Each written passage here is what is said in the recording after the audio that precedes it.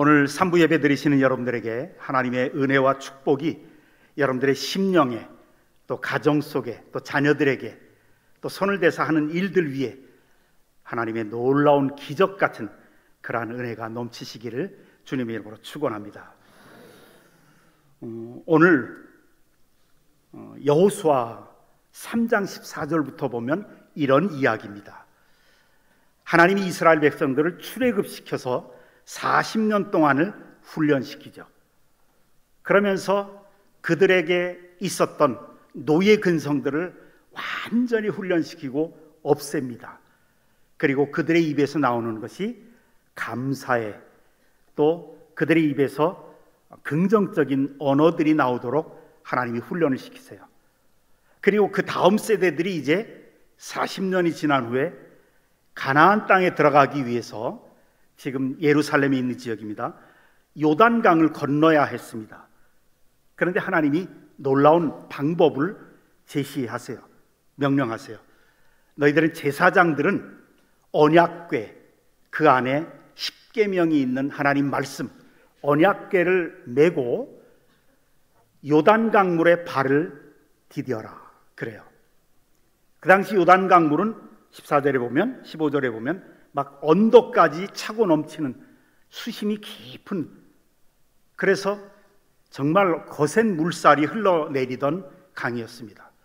이 강을 어떻게 건너나 걱정이 한없이 많았었는데 하나님이 법궤를 앞세우고 먼저 제사장들이 요단강물에 발을 내디었더라. 순종해서 제사장들이 법궤를 메고 발을 요단강물에 들이는 순간에 그렇게 흘러내리던 물이, 위에서부터 흘러내리던 물이 그냥 끊어집니다. 그리고 물이 그치고 강바닥이 마르기 시작합니다. 언약궤를 맨 제사장들은 강 한가운데 있습니다. 물은 양쪽에 벽이 돼서 그치고 있었습니다. 이때 이스라엘 백성들 200만 명이 그 요단강을 건너서 가나안 땅에 들어가는 장면입니다. 그 요단강 건너는, 그 물이 끊어졌다고 해도 200만 명이 건너는 거예요. 하루 종일 걸려서 200만 명이 요단강을 건넙니다. 그런데 이제 특별한, 요단강을 다 건넜는데 특별한 명령을 하세요. 그것이 3절입니다. 3절에 그들에게 명령하여 이르기를, 요단 가운데 제사장들의 발이 굳게 선 그곳에서 돌 12를 택하여 그것을 가져다가 오늘 밤 너희가 유숙할 그곳에 두게 하라, 그래요. 하나님의 놀라운 능력으로 요단강을 건넌 후에 이스라엘 백성들이 너무 감격한 거예요. 뭐 배 타고 건넌 것도 아니고 수심이 깊은 그 요단강물을 그냥 하나님의 권능으로 끊어주시고 마른 땅으로 만드신 후에 200만 명이 건너니까 얼마나 감격스러웠겠습니까? 그런데 그 감격이 사라지기 전에 하나님이 다 건넜는데 너희는 이스라엘 12지파 중에서 한 명씩 선택하라, 지도자 한 명씩을 선택해서 다시 돌아가라, 그래요. 제사장들이 법궤를 메고 있는 요단강 한복판으로 다시 돌아가서 그 법궤 앞에 있는 큰 돌 기둥들을 한 개씩 들고 나와라, 그래요. 각자 12명이 한 개씩 큰 돌들을 찾아서 들고 나오는 사명을 주세요. 그 이유가 뭐냐? 성경은 요단강을 건너게 하신 하나님의 기적을 기념하라는 거예요. 이스라엘 백성들 스스로의 힘으로 건넌 것이 아니라 하나님의 능력으로 요단강을 건넌 이 사건, 대대로 그 돌들을 앞으로 보게 될 후손들까지도 이 요단강 건넌 사건을 기억하게 하라는 거예요. 20절에 여호수아가 요단에서 가져온 그 12돌을 길갈에 세우고, 그래요. 요단강을 건너 이스라엘 백성들이 그날 밤 여리고 성에서 3.2km 정도 떨어진 길갈에 진을 치고, 그리고 거기다가 12개의 돌들을 세워놓습니다. 기념비로 세웠죠. 그 요단강을 건너는 긴박하고 그 힘든 상황 속에서 다시 돌아가서 12명이 기념비를 세우도록 돌들을 가져오라고 시킨 구체적인 목적이 뭔가? 오늘 본문의 핵심입니다. 21절 중간에 보면 이렇게 말합니다. 후일에 너희 자손들이 그들의 아버지에게 묻기를 이 돌들은 무슨 뜻입니까? 하거든. 후일에 너희 자손들이, 하나님은 지금 아직 태어나지도 않은 후손들을 생각하고 계신 거예요. 보세요. 하나님의 생각은 우리 생각과는 전혀 차원이 달라요. 당장 덮칠 것 같은 요단강을 1분 1초라도 빨리 건너는 것이 우리에게는 급한 일이었습니다. 그런데 하나님은 그 응급 상황 가운데서도 강 한복판으로 되돌아가서 12개의 돌을 가져오라고 명령하십니다. 하나님이 인도하셨다는 것을 기념하고 그것을 자녀들에게 가르치라는 거예요. 우리에게는 순간에 위급한 상황 모면하는 것이 전부일 때가 우리 삶 속에 얼마나 많이 있었습니까? 당장 먹고 사는 일이 더 급한 것 같아요. 잘 사는 일이, 아파트 평수 늘리는 일이,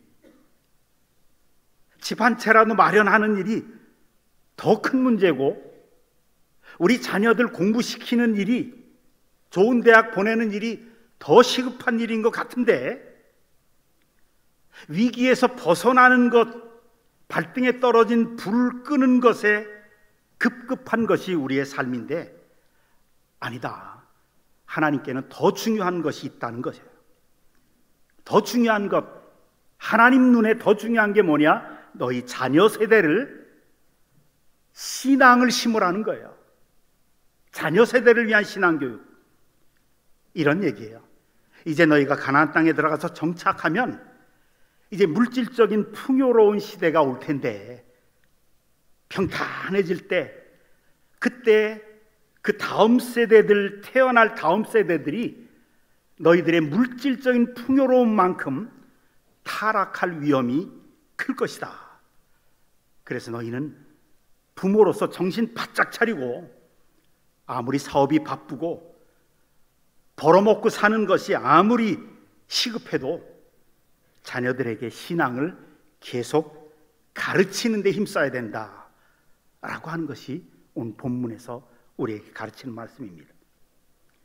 그렇지 않으면 그토록 갈망했던 물질적인 풍요로움이, 안정된 생활이 오히려 다음 세대들을 영혼을 병들게 하고 축복의 근원인 하나님을 잊어버리게 해서 결국에는 그들의 인생을 파멸로 몰아갈 것이다. 이것을 우리에게 가르쳐 주는 겁니다. 우리나라를 한번 생각해 보십시다. 한강의 기적이라는 그 찬사를 들으면서 경제 발전을 위해서 정신없이 달려온 우리나라, 대한민국입니다. 그 덕에 이제는 먹고 사는 것, 그 문제에서는 어느 정도 자유로워졌습니다. IMF에서 전 세계에서 11번째 경제 선진국으로 우리를 인정했죠. 그런데 우리 다음 세대의 모습을 보면 우리는 하나님의 경고가 얼마나 중요한가, 정확한가를 절감하게 됩니다. 오늘 우리 다음 세대, 작년 말인가요? 제가 사무실에서 이제 설교 준비를 하다가 갑자기 라면이 먹고 싶더라고요. 제 아내는 건강에 좋지 않으니까 라면 먹지 마십시오. 그런데 제 아내가 없으니까 몰래 나가서 넥타이 메고 양복 입은 채로 몰래 나가서 저 Y마트, 큰 마트에 갔어요. 그래서 바구니를 들고 라면 한 개를, 몇 개를 집어담는데 라면 종류가 너무 많은 거예요. 이것도 먹고 싶고 저것도 먹고 싶고, 담다 보니까 거의 반 이상이 찼어요.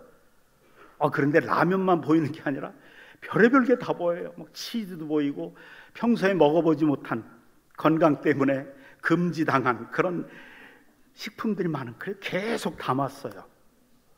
그리고 그걸 가지고 이제 그 와이마트 쪽을 쭉 그 안에서 걸어가는데 어떤 고등학생이, 제가 보기엔 고등학생이었어요. 아주 예쁘장한 고등학생이 한 고2 정도 됐을 거예요. 저에게 오더니 양복 입고 이 바구니 들었으니까 그래서 그런 것 같아요. 아저씨, 네? 혹시 아저씨 필요하면 제가 아저씨 집에 가서 밥도 해드리고 라면도 끓여드리고. 제가 얼마나 충격을 받았는지 몰라요. 원조교제 당할 뻔했어요.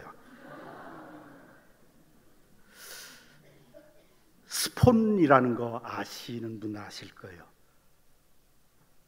스폰 해달라는 거예요. 그러니까 일본에서 파파카츠가 유명하다고 그러죠. 그런 거였어요. 마음이 너무 참담해서 어떻게 지불했는지도 모르고 그냥 사무실에 와서 막 하나님 앞에 얼마나 회개했는지 몰라요. 우리 다음 세대 위해서 중보 기도를 못했던 거 회개하고, 다음 세대들을 위해서 예수 그리스도를 심어주지 못한 것이 너무 가슴 아프고, 우리 다음 세대들을 보면 엄청난 돈과 시간을 들여서 공부에 매달리는 우리 아이들, 학교 시험은 기가 막히게 잘 치르는데 갈수록 지나친 이기주의와 물질 중심주의와 편리주의, 또 물질이라고 하는 이 목표를 위해서 수단 방법을 가리지 않는 마음과 정신은 나약해질 대로 나약해지고 황폐해져서 그들 학교 속에 학교 폭력이, 가출이, 성적 윤리적인 타락이 뿐만 아니라 조금만 고통스러워도 이거 이기지 못하고 그냥 자살해버리고 마는 그런 풍조가 참 많은, 그런 소식 들을 때마다 지금이 어떤 시대보다 우리 다음 세대에 신앙을 심어주는 게 얼마나 중요한가라고 하는 것을 느끼고 있습니다. 20세기 초에는 우리나라는 일본 식민 통치를 받던 민족의 순환기였습니다. 그런데 그 당시 우리 선배들은 선교사들이 세운 기독교 학교에서 성경을 배웠습니다. 아주 초라하기 짝이 없는 예배당이었지만 그 속에서 기도와 말씀을 배웠습니다. 고난 속에서도 꺾이지 않은, 결코 꺾이지 않는 신앙의 절개를 배웠고요, 6.25 전쟁 이후에 민주주의에 대한 신념을 배웠고, 교회를 통해서 사랑의 정신을 배웠습니다.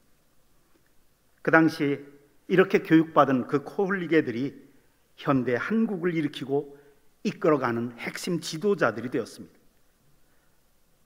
한 세기가 지난 오늘날 이제 우리는 그 풍요 속에서 우리가 아무리 힘들고 어렵다고 탄식을 해도 보릿고개는 없어졌잖아요. 굶어 죽는 사람은 없잖아요. 어느 정도 살만하잖아요.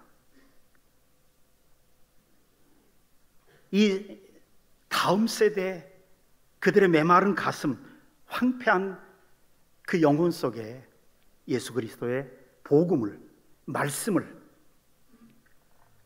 풍요 속에서 나약해진 우리 다음 세대들에게 우리는 우리의 길갈에 세워놓은 12돌의 메시지를 들려주어야 하지 않을까 생각을 해봅니다. 미국과 유럽을 비롯한 서구 사회, 서구 선진국들의 각 분야에서 톱 클래스의 다수를 차지해온 민족이 있습니다. 상위 0.1%에 해당하는 서구 문명 속에서의 대부분의 사람들은 유대인들이라는 것은 세계적으로 인정된 이야기입니다. 그들이 왜 우수할 수밖에 없는가, 그 비결에 대해서 스탠포드 대학교의 심리학자 젠슨 교수가 아주 흥미로운 연구를 하고 그 결과를 발표한 적이 있습니다. 그 연구 결과가 뭐냐면, 유대인들의 기본 IQ는 우리 한국계나 일본계보다 떨어진다고 그래요. 그런데 왜 그토록 탁월할 수밖에 없는가? 무슨 특별한 비결이라도 있는가? 그렇게 우수할 수밖에 없는, 그것은 결론이 뭐냐면 부모에게서부터 받은 교육, 신앙의 힘이라고 그렇게 결론을 내리더라고요. 부모가 자녀들에게 심어놓은 신앙의 힘, 어릴 때부터 그들은 우리는 하나님께 특별히 선택받은 민족이다. 우리는 대대로 하나님이 특별히 선택하신 민족이다. 이 자부심을 계속 계승시킨 거예요. 이 영적인 자부심. 그래서 우리는 어느 곳에 가든지 아무리 천대를 받는 곳에 가서도 기죽지 않고 당당한 꿈을 갖고 산다라는 겁니다. 내가 하나님의 자녀로서 하나님의 말씀대로 살기만 하면 무엇을 해든지 우리는 최고가 될 수 있다. 어디에 가든지 우리는 최고가 될 수 있다. 이런 자신감이 충만해진 거예요. 나는 무슨 분야에 뛰어들든지 꼬리가 아니라 머리가 될 수 있다. 이 신앙적인 비전이, 이 약속이 확실한 겁니다. 그들은 자신의 삶이 하나님의 꿈을 이루는 통로이고 결정체라는 확신을 가지고 있다는 거예요. 이 자신에 대한 정체성, 이것이 서구 사회에서 탁월한 우수성을 발휘하기에 선진 서구 사회의 0.1%에 해당하는 탁월한 민족이 되었다고 그렇게 연구 결과를 발표한 적이 있습니다. 그래요. 유대인들이 그런 것 같아요. 제가 잘 아는 어떤 사업하시는 유럽에 수출을 하는 기업을 하시는 집사님 한 분이 있었어요. 그분이 이런 얘기를 해요. 자기 회사에서 미국에 이제 그 판로를 개척하기 위해서 미국 뉴욕에서 큰 어떤 산업 심포지움인가 무슨 저기를 한대요. 그 엑스포 같은 거를 할 때 자기 회사에서 직원들을 파송하고 자신도 가고, 그래서 저 엑스포에서 부스를 하나, 큰 부스를 마련해 놓고 거기에 물건을 다 갖다 놓고 이제 미국 바이어들을 초청해서 미국의 판로를 개척을 하려고 그러는데, 맨 처음에 누가 왔냐면 제일 먼저 자기 아들이 다니는 그 미국 유학시켰는데 고등학교에 2학년인데 친구가 왔더래요. 제일 먼저. 근데 걔가 유태인이래요. 자기 아들은 자기 아빠가 미국 시장을 개척하고 있는 데는 관심이 없고 그냥 주는 돈 받아서 펑펑 잘 쓰는데, 그 친구 유태인 학생이 와서 뭐라고 그러냐면, 사장님, 제가 미국 판로를 개척하겠습니다. 미국 51개 주 전역에 할 자신이 있습니다. 그러더래요. 고등학교 2학년 학생이. 너무 가소롭고 웃기기도 하고, 지금 국가적인 차원에서 사업을 하는데 고등학교 2학년 학생이 와서 그러더래요. 그러면서 지독한 유대인이다, 무슨 배짱인지 모르겠다, 그리고 이제 돌려보냈다고 그래요. 유대인들은 자신감 충만한 게 어디서 나오냐면, 우리는 하나님의 택함 받은 백성이다. 적어도 하나님이 우리를 택하셔서 우리를 이 세계에 탁월한 민족으로 만드셨다는 자신감이, 영적인 배짱이 있었다는 거예요. 우리 아이들에게 아무리 공부를 열심히 가르쳐도 그들 속에 하나님의 택함 받은 자녀라는 이 정체성을 심어주지 못한다면, 하나님이 택함 받은 우리를 통해서 놀라운 일들을 이루시고자 하는 그 하나님의 비전을 심어주지 못한다면, 우리 다음 세대들의 인생은 가치 없는 인생으로 전락하고 말게 될 것입니다. 여러분, 그래서 우리 다음 세대에게 무엇보다도 시급한 것은, 너희들은 하나님이 특별히 택하신 자녀들이다. 너희들은 예수님의 핏값으로 사신 하나님의 자녀다. 너희들을 위해서 하나님이 놀라운 계획을 가지고 계신다라고 하는 이 확신, 영적인 자부심이, 정체성을 심어주는 것입니다. 우리의 입으로 계속해서 축복해 줌으로 우리 자녀들 속에 나는 어디를 가든지 하나님이 나와 함께 하시는 사람이다, 무엇을 해도 나는 잘 될 사람이다 라고 하는 이 자신감, 하나님이 함께 하셔서 나는 반드시 최고가 될 것이다 라고 하는 이런 영적인 배짱 없이 어떻게 이 세상에서 크리스찬들이 성공할 수 있겠습니까? 이 신앙을 심어주는, 이것이 바로 부모들이 자녀들에게 들려주는 길갈의 12돌의 스토리여야 합니다. 하나님의 이야기, 내가 체험한 신앙의 경험, 살아있는 신앙의 경험, 감동의 스토리가 있어야 합니다. 우리 자녀들에게 남의 얘기가 아닌 나의 가슴 속에서 우러나오는 내 신앙, 영적인 체험담을 들려주어야 그들의 삶이 의미가 있게 되는 겁니다. 우리 부모들에게는 어버이 잘 해드리고 굉장히 중요하죠. 근데 부모들에게 가장 중요한 게 뭡니까? 적어도 내 자식은 나보다 더 크게 되고, 나보다 더 예수 잘 믿고, 나보다 더 하나님의 쓰임 받고, 그거 아닙니까? 우리 부모들이 원하는 것, 자녀들이 예수의 은혜 안에서, 주님의 은혜 안에서, 신앙 안에서 더 큰 인물이 되는 것, 이것보다 더 큰 행복이 어디 있습니까? 그게 우리 인생의 성적표인데, 하나님 앞에 가서 우리 자녀들이 하나님, 나는 비록 보잘것없었지만 하나님이 저에게 주셔서 은혜 주신 대로 우리 자녀들은 신앙을 심어주었고 신앙 안에서 나보다 더 큰 인물이 됐습니다. 이것이 우리 인생의 성적표가 될 것입니다. 그래서 우리 부모들에게는 나만의 스토리가 있어야 됩니다. 내 삶 속에서 하나님을 만난 생생한 체험담이 있어야 됩니다. 내가 하나님을 섬기면서 하나님을 만났고, 하나님과 교제하면서 성령의 능력을 경험했고, 내가 기도 생활하면서 말씀 생활하면서 하늘의 문이 열리고 기적을 경험했던, 그리고 하나님의 쓰임을 받았던 이 생생한 체험담의 스토리가 이 길갈의 12돌에 하나님의 기적으로 역사하셨던 그 이야기를 우리 자녀들에게 심어 주어야 한다는 것입니다. 이것이 성경이 우리에게 말하는 자녀 교육의 핵심입니다. 우리가 먼저 하나님을 진실하게 만나서 요단강을 건너고 그 기적으로 이런 신앙 체험이 있어야 우리의 자녀들이 그렇게 되는 겁니다. 자녀 교육은 대충대충 되는 게 아닙니다. 시간을 들여야 하고, 정성을 쏟아야 하고, 열정적으로 계속 가르쳐야 되고, 계속 축복해야 됩니다. 여러분의 자녀들을 얼만큼 축복하십니까?